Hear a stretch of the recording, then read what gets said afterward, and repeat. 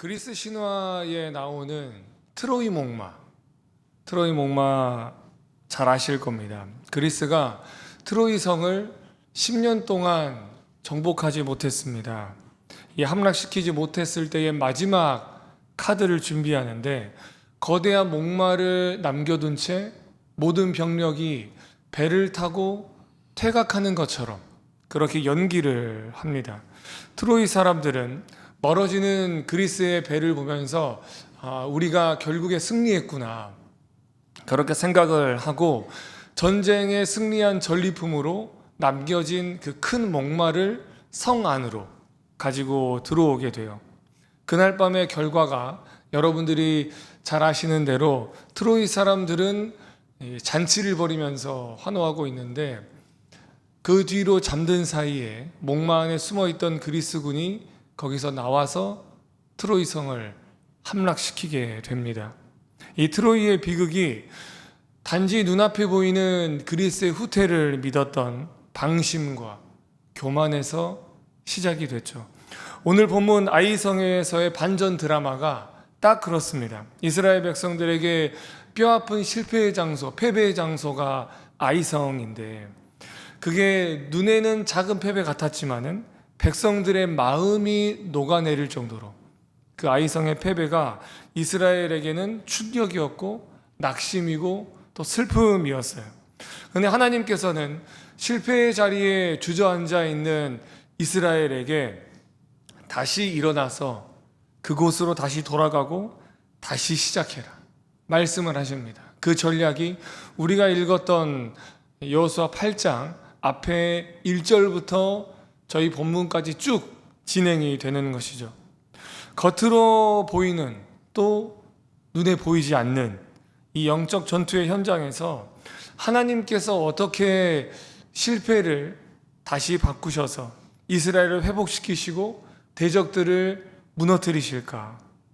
오늘 본문을 통해 우리의 삶의 막힌 문을 여시는 하나님의 은혜를 발견하는 우리 모든 성도 여러분들이 되시기를 예수님의 이름으로 간절히 축복합니다. 두 가지로 함께 보겠습니다. 먼저 첫 번째입니다. 저를 따라해 주십시오. 실패의 자리에서 시작하신다.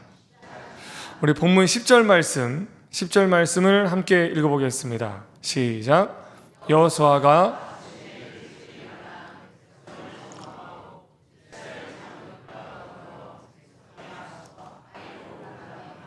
아멘. 여기서 주목하시면 좋겠는 게 아침에 일찍이 일어나입니다. 아이성이 말씀드렸다시피 패배, 또 수치, 가족들과 동료들을 잃게 된 그런 트라우마의 장소라고 할 수가 있어요.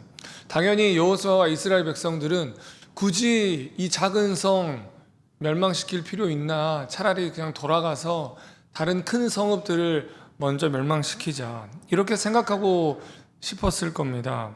하지만 여호수아는 지체하지 않고 하나님의 사인이 떨어지자마자 이른 아침부터 즉각 준비하고 나갑니다. 한 걸음 더 나아가서요. 한번 13절 9절을 한번 봐보면 여호수아가 밤중에 군대를 이끌고 골짜기 가운데로 들어갔다 라고 말하고 있습니다. 그런데 여러분 이 골짜기 가운데가 숨으로 들어갔다라는 게 아니고요. 적들이 성벽에서 내다보면 아주 잘 보이는 장소였어요. 적들의 공격에 고스란히 노출될 수 있는 말 그대로 전쟁에서 사지로 들어가는 것과 같습니다. 근데 여호수아와 이스라엘이 다시 그 장소로 들어가게 돼요. 어떻게 이런 담대한 재도전이 가능했을까요? 정답을 말씀드리면요. 하나님께서 기회를 주셨고 하나님께서 실패가 끝이 아니고 다시 시작하는 자리라고 알려주셨기 때문입니다. 내 힘과 내 경험, 과거의 성공 의지하지 않고 이제는 이스라엘 백성들이 오직 하나님만 신뢰하기로 100% 신뢰하기로 결단했기 때문에 그 선택이 가능했죠. 우리 각자에게는 떠올리기 싫은, 생각하기 싫은 그런 아이성들이 다 있습니다. 사업을 시도했다가 처참하게 무너진 자리가 될 수도 있겠고, 믿었던 관계의 끈이 끊어진 그 자리가 될 수도 있겠고, 영적으로 실패를 맛봤던, 영적으로 우리가 하나님께 더 가까이 가려고 했다가 뒷걸음질 치고 말았던 그런 트라우마의 자리가 존재할 수 있어요. 사탄은 끊임없이 그 자리를 우리가 생각할 때마다 역시 너는 불가능하다, 다시 해봐라, 또 실패할 거다, 그렇게 우리에게 속삭이고 있습니다. 그러나 하나님께서는 오늘 이 새벽에 우리에게 넘어진 자리에서 다시 일어날 것을, 실패한 자리에서 다시 시작할 것을 명령하세요. 우리의 실패와 패배의 자리에 하나님께서 공감하지 못하셔서가 절대 아닙니다. 중요한 진리인데요, 과거의 실패와 또 과거의 패배는 내가 방심하고 내가 교만해서이지 하나님의 능력이 부족해서가 아니다 라는 거예요. 여러분, 하나님의 능력은 어떠한 순간에도 차고 넘치시는 줄로 믿습니다. 우리가 이스라엘이 아간의 죄를 털어냈듯이 우리의 죄, 우리의 교만, 불신앙을 회개하고 일상의 사소한 부분까지도 정결함을 회복하기 위해서 우리가 힘쓰며 하나님 앞에 나아갔다면 거기서 우리가 멈출 게 아니고 이제는 이스라엘 모습과 똑같이 두려움을 떨쳐내고 거기서 다시 일어나야 하는 줄로 믿습니다. 하나님을 의지해서, 그분의 말씀에 순종해서 내 삶의 아이성을 내가 믿음으로 다시 대면하면서 나아갈 때에 하나님께서는 우리를 그곳에서 다시 일어서게 하실 줄로 믿습니다. 그런 삶과 신앙의 거룩한 결단이 저와 여러분의 삶에서 일어날 수 있게 되기를 예수님의 이름으로 간절히 축원합니다. 두 번째, 하나님은 우리의 실패를 어떻게 다루시는가 따라해 주십시오. 실패의 자리에서 승리를 주신다. 우리가 말씀에 순종하면서 실패의 자리에서 다시 일어나게 됐을 때에 하나님은 우리를 다시 일어나게만 하시지 않고 그 자리에서 반드시 승리하게 만들어 주십니다. 우리 14절 말씀 함께 읽어보겠습니다. 본문 14절 시작. 아이왕이 이를 보고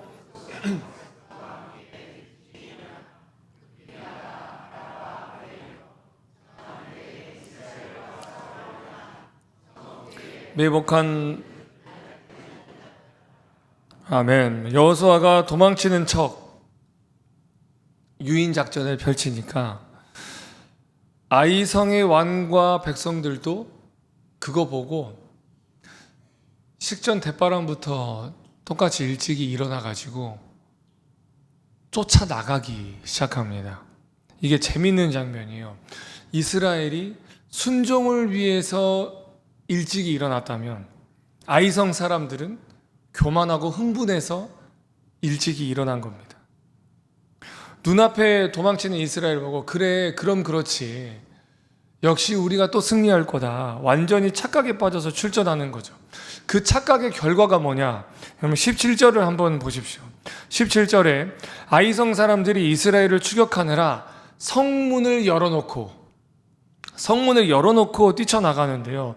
여러분, 전쟁에 있어서 성문을 열고 닫는다? 최후의 보루거든요, 거기가.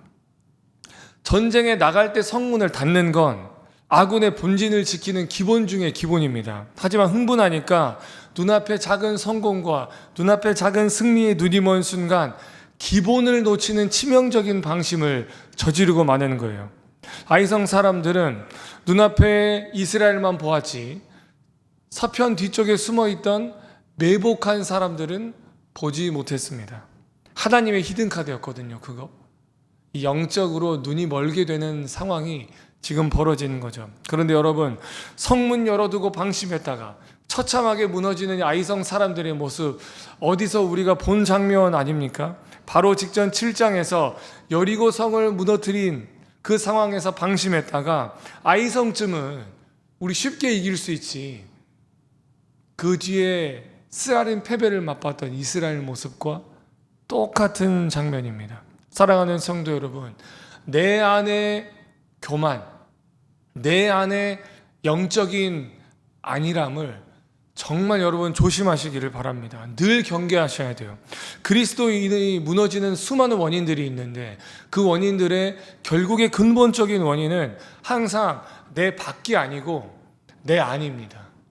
내 겉의 상황과 환경이 아니고 내 내면, 내 영적인 상황에 달려 있다는 것을 잊지 마시기를 예수님의 이름으로 권면드립니다.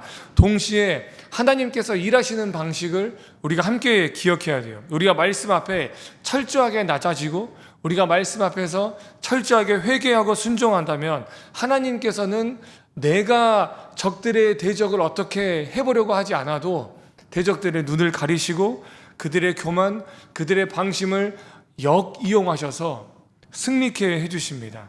내 눈앞의 현실이 실패이고 내 눈앞의 현실이 광야처럼 처량해 보일지라도 그곳에서도 내가 하나님의 말씀을 붙들고 있다면 절대로 낙심할 필요가 없습니다. 우리 눈에 보이지 않지만 때로는 하나님께서 내 앞서서 또 우리가 잘 아는 찬양의 가사처럼 나의 등 뒤에서 나를 도우시는 하나님이 되셔서 숨겨진 하나님의 은혜, 숨겨진 하나님의 손길을 우리를 향해 펼쳐주실 줄로 믿습니다. 여러분, 하나님께서는 역전의 하나님이세요. 아무리 불리해도 단번에 상황을 뒤집으시고도 남을 그런 분이십니다. 역전의 하나님, 그분의 능력을 신뢰하면서 실패의 자리에서 예비하신 하나님의 승리를 경험하는 저와 여러분들 우리 모두가 되기를 주님의 이름으로 간절히 축원합니다. 말씀 정리하겠습니다. 오늘 본문이 선명한 대조를 보여줍니다. 아이성 사람들은 눈앞에 보이는 이스라엘만 보다가 정작 하나님이 매복해 놓은 뒷병력은 보지 못했고요. 반면 이스라엘은 겉보기에는 본인들이 도망치는 것 같았지만 반전을 준비해 놓으신 하나님을 신뢰함으로 승리하게 됐습니다. 우리의 삶을 보면은 명심할 수밖에 없는 것이죠.